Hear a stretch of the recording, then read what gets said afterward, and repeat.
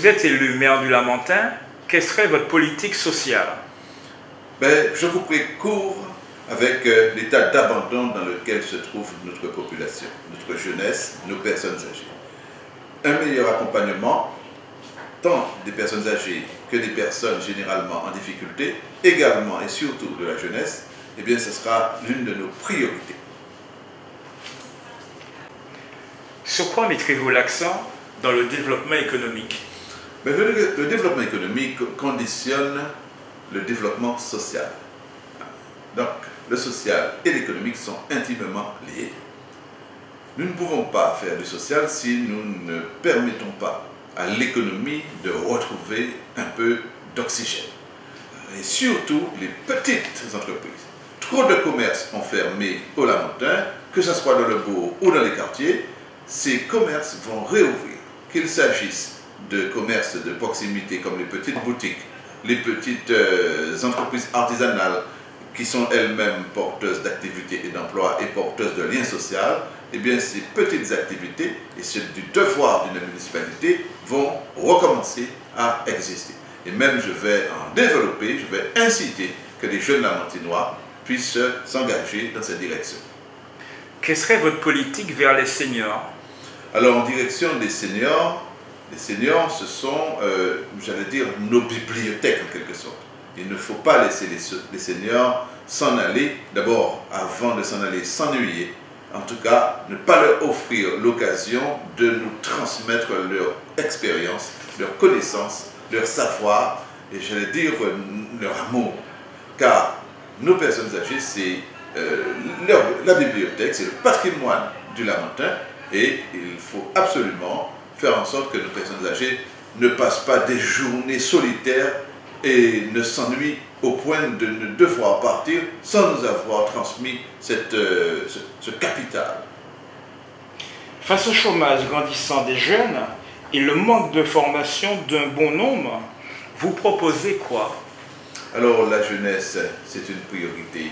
Cela me fend le cœur de voir cette jeunesse soit s'expatrier quand elle a un diplôme, soit être dans la rue 24 heures sur 24. Je n'ai pas dit qu'il ne faut pas que cette jeunesse puisse s'exprimer, être oisive quand il faut. Mais je pense que cette jeunesse nous interpelle, elle nous demande des solutions. Alors, la nouvelle municipalité, moi, maire du Lamentin, cette jeunesse, je l'accompagnerai. Je ne vais surtout pas faire comme actuellement cette édilité sortante est en train de précéder. Je ne serai pas celui qui va installer une caméra dans chaque coin de rue, car j'estime que c'est attentatoire à la liberté individuelle. J'estime aussi que la répression systématique, ce n'est pas la solution. Je ferai de cette jeunesse une espèce de force vive qui aura retrouvé le goût d'initiative, le goût d'entreprendre et le goût aussi de retrouver le chemin de l'insertion. En quoi Pierre Samo, maire du Lamentin et président de la CACEM, a-t-il failli? Je crois qu'il a failli sur toute la ligne. Le Lamentin n'a pas répondu au rendez-vous du développement et de l'initiative. Aussi bien à la CACEM qu'au niveau de la gestion municipale, au niveau de la gestion de l'opérateur qui s'appelle Société d'économie mixte de la ville du Lamentin, il y a des gros dossiers sur lesquels il s'est totalement planté. Le transfert de l'hôpital et accompagnant le recul du service public de santé, la CACEM, le fait d'avoir mené une politique de la chaise vide, une politique de la terre brûlée durant les 3 premières années de lancement de la CACEM, fait qu'aujourd'hui le Lamentin ne récolte que des miettes. Et puis, je parlais de la Sémaville. Je disais que la Sémaville est une société d'économie mixte, un aménageur municipal qui est aujourd'hui trop mal géré et qui accuse un endettement trop périlleux pour les deniers publics, pour les finances publiques. Eh bien, je ne promets pas, comme mes concurrents, d'aller au pis-aller, notamment de sortir de la CACEM. Au contraire, je propose que nous nous engagions dans la CACEM et que nous tirions un meilleur parti. Et je bénéficie pour cela de l'effet multiplicateur de ma grande famille politique, le Rassemblement démocratique pour la Martinique. Alors, pour ce qui concerne la CACEM, il faut souligner qu'il a failli. Il a failli pourquoi? Il a failli parce que déjà au niveau du transport, durant la dernière grève, pendant un mois, le Lamentin a été paralysé. La population n'a pas pu se déplacer. Et j'ai pu comprendre, à travers ce qui nous a été révélé par les médias, qu'au cours de ce conflit, il a brillé par son absence et par son incompétence à régler les problèmes communautaires et par voie de conséquence les problèmes de la ville du Lamentin. Il y a un chapitre sur lequel je voudrais aussi insister, c'est sur le droit des travailleurs lamantinois, en tout cas des personnels lamantinois. Dernièrement, il y a eu une grève où la CACEM était bloquée, le centre de gestion de la fonction publique territoriale était bloqué, les services de la municipalité étaient bloqués, et que revendiquait le personnel du Lamentin? Eh bien, le personnel du Lamentin demandait tout simplement à M. Pierre Samo de tenir ses engagements.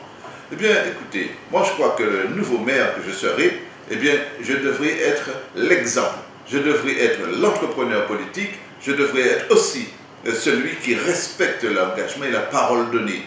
Car si aussi bien le centre de gestion de la fonction publique territoriale, la CACEM et la mairie ont été bloqués en même temps, c'est parce que nous avons eu affaire, en le maire sortant, à un cumulard qui, pendant de longues années, a montré que ce qui l'intéressait, c'était simplement d'immobiliser le pouvoir. Il est quand même grand temps que ce pouvoir soit libéré et que le peuple lamantinois se retrouve un peu plus d'espérance, se retrouve un peu plus dans l'initiative, dans la création, pour construire le Lamentin de demain, un Lamentin positionné dans le bassin caribéen, un Lamentin d'ailleurs qui pourrait être un des fers de lance de cette vraie coopération qui est nécessaire, en tout cas pour notre environnement. Votre rêve serait que le Lamentin de demain devienne quoi? Mon rêve serait que le Lamentin redevienne cette ville d'art, cette ville paisible, cette ville productive, cette ville où la population est épanouie, trouve son cadre, cette ville où on puisse aller et venir en toute sécurité, cette ville où on puisse trouver un bon petit restaurant, voir un beau film sans la quitter, ou bien se promener, se déambuler à travers une véritable esplanade. Alors moi je vois bien le Lamentin avec cette esplanade du Calbassier, où on mettrait cette esplanade au même niveau que la place André de Buc, pour celles et ceux qui la connaissent, et cette place qui à terme, puisqu'on ne peut pas réaliser de gros investissements en peu de temps, et bien qui à terme, dans une dizaine, à l'horizon 2025, et bien cette esplanade qui pourrait même nous permettre d'aller à pied, en déambulant et en se faufilant parmi des petites boutiques, des petits commerces, etc., dans le cadre d'une grande galerie commerciale et artisanale et culturelle, cette esplanade qui pourrait nous permettre d'aller jusqu'à la baie de Californie, jusqu'à l'aéroport, jusqu'à Port-Coé, jusqu'à Montcabri, et au même niveau, en mettant cette esplanade au même niveau que la sortie de l'église du Lamentin, place André de Buc, étant précisé qu'en dessous, nous pourrions augmenter le nombre de places de parking, nous pourrions également augmenter les surfaces d'accueil en bureau, c'est-à-dire accueillir des locaux professionnels, des professionnels, de la nouvelle des NTIC par exemple, les nouvelles technologies, en tout cas accueillir des services, accueillir des activités nouvelles et accueillir des touristes. Car imaginez notre esplanade du Calbassier qui pourrait être le centre d'attraction. Et puis il y a aussi un peu plus vers Mao, vers Lompré, Pays-Mêlé, pourquoi pas un vaste lac au niveau de la rivière du Longvilliers. Et puis de façon qu'on puisse se promener en toute sécurité dans ce parc et jardin qui serait le parc et jardin de Longvilliers Pays-Mêlé et qui pourrait même nous conduire un peu dans les hauteurs de Bois-Carré, un lac, un parc, en tout cas bien intégré dans l'environnement, et qui soit un pôle d'attraction et faire du Lamentin une ville d'accueil, une ville de détente, de loisirs, puisque le Lamentin est une ville déjà productive sur le plan économique.